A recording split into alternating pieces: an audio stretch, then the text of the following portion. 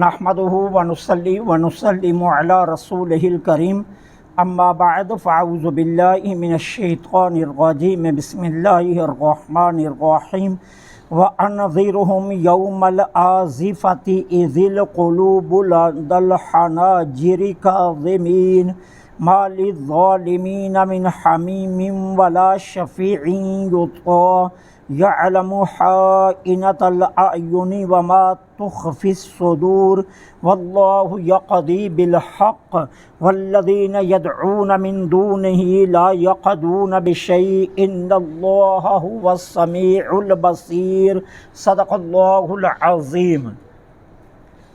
وانذرہم، اور آپ ان کو ڈرائیں، یوم الآزفۃ، بہت قریب آنے والے دن سے، اذ القلوب، جب دل، لدی الحناجر، منہ کو آئیں گے دہشت سے، کاظمین، غصے کا گھونٹ پی کر وہ گم سم ہوں گے، ما للظالمین، نہیں ہوگا ظالموں کے لیے، من حمیم، کوئی دوست، ولا شفیع، اور نہ کوئی ایسا سفارشی، یطاع، کہ جس کی سفارش مانی جائے، یعلم، وہ اللہ جانتا ہے، خائنۃ الاعین، آنکھوں کی خیانت کو بھی، وما تخفی الصدور، اور جو تمہارے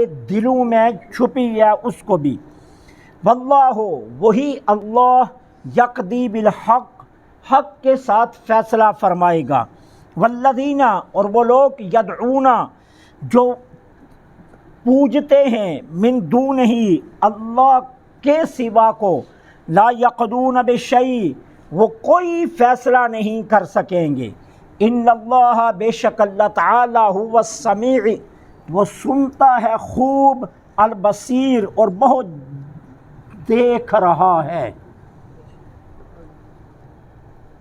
وَأَنذِرْهُمْ يَوْمَ الْآزِفَةِ، آزفہ سے مراد کیا ہے؟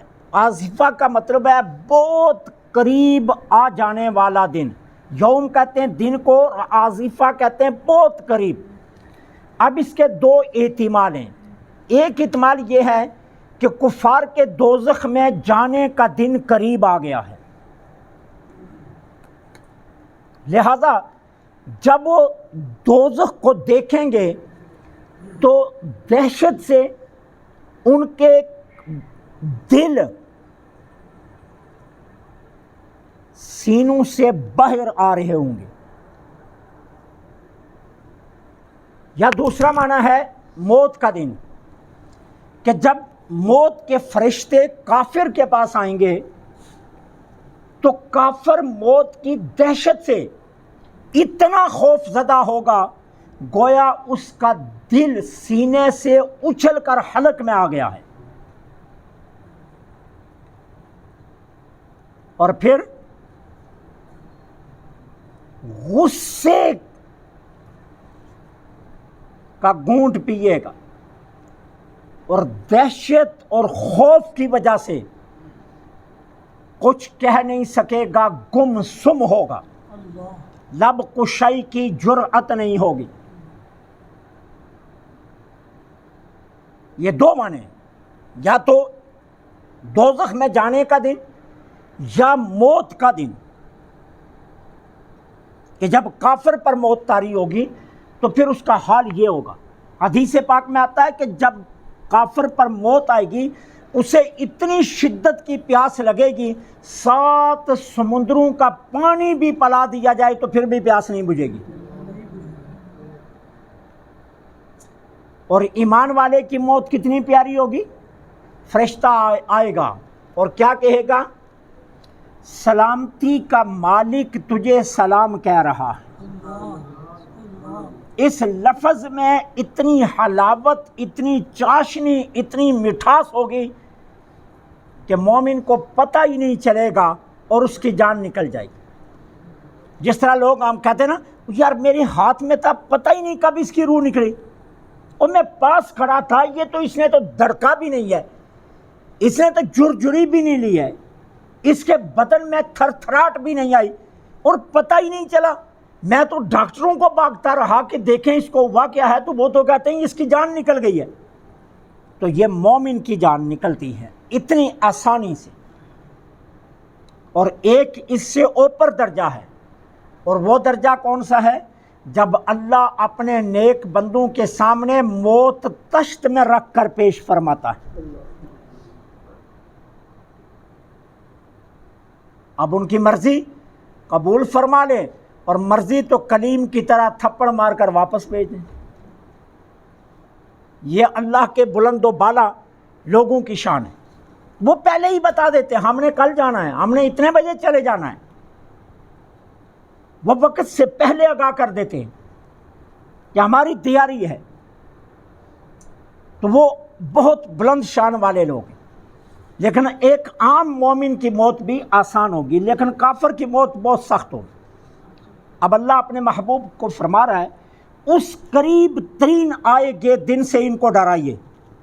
یاد کرو کہ جب موت کی دہشت طاری ہوگی تمہارا حال یہ ہوگا کہ سینوں سے دل اچھل کر, یہ ہے تو بظاہر ایک محاورہ کہ دل منہ کو آگے, کہ جب کسی پر اچانک کوئی افتاد پڑے تو پھر وہ اچانک افتاد کی وجہ سے جو غم ہوتا ہے نا, انسان اس غم کو یوں بیان کرتا ہے کہ مجھے تو ایسے لگا جیسے میرا دل سینے سے نکل کر میرے حلق میں آ گیا.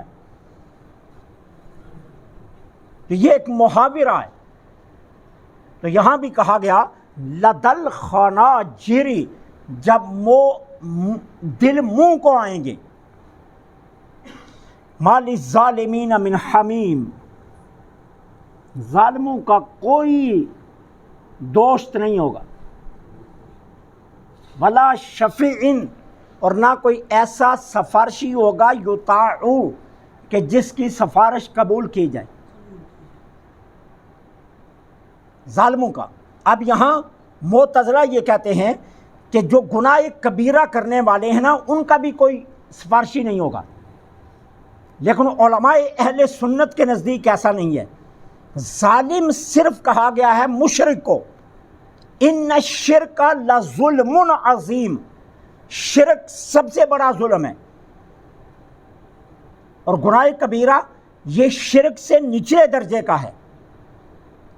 تو گناہ کبائر کرنے والوں کی سفارش تو ہوگی لیکن کافروں کی کوئی سفارش نہیں. اور یطاع کا مطلب ہوتا ہے اطاعت کرنا, اور اللہ کی تو یہ شان ہی نہیں ہے نا کہ وہ کسی کی اطاعت کرے.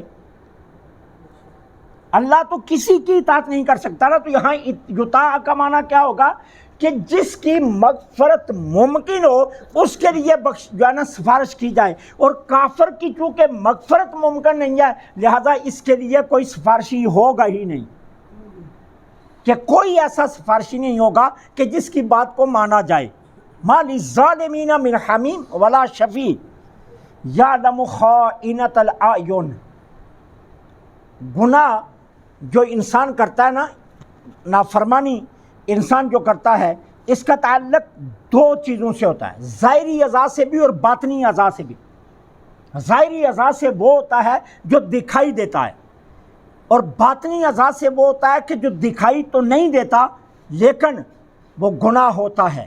اس لیے میرے آقا نے فرمایا نا کہ جب تمہاری کسی اجنبی خاتون پر پہلی نظر پڑے تو فوراً اپنی نظر کو محفوظ کر لو, دوسری مت پڑنے دینا. کیوں؟ میرے آقا نے فرمایا وہ اصل میں ابلیس کا تیر ہوتا ہے جو پھینک رہا ہوتا ہے. تو فوراً اپنی نظر کی حفاظت کر لیں. تو ایک ظاہر کا اعضاء کا گناہ ہے, ایک باطنی گناہ ہے. وسوسے جو اٹھتے ہیں اندر, جو خیالات برے پیدا ہوتے ہیں, اللہ تعالی خیالات اٹھنے پر کوئی گناہ نہیں لکھتا. جب انسان وہ گناہ کرنے کا مصمم ارادہ کر لیتا ہے اللہ تب بھی نہیں لکھتا, جب گناہ شروع کرتا ہے تب بھی نہیں لکھتا, جب گناہ کر لیتا ہے پھر لکھتا ہے, پھر اللہ گناہ لکھتا ہے.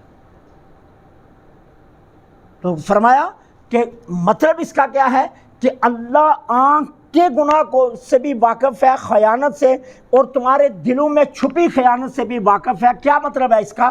مطلب یہ ہے کہ تمہاری کوئی معصیت, کوئی نافرمانی, تمہارا کوئی گناہ وہ اندر کا ہے یا ظاہر کا ہے، باطن کا ہے یا اعلان کا ہے، اللہ سے پوشیدہ نہیں ہے۔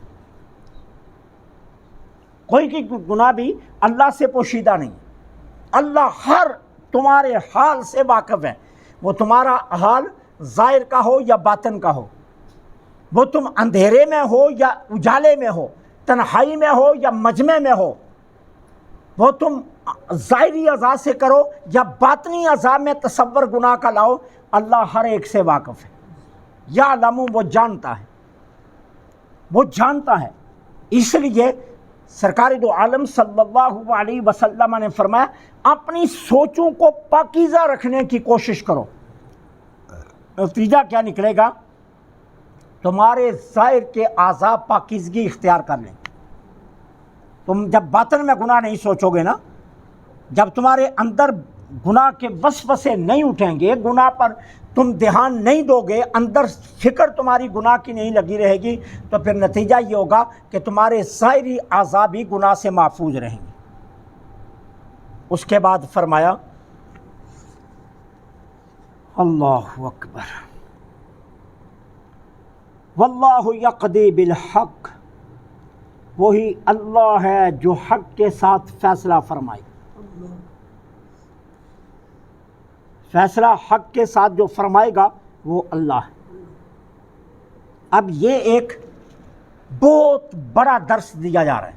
وہ درس کیا ہے کہ ہر وقت انسان کو اللہ سے ڈرتے رہنا چاہیے۔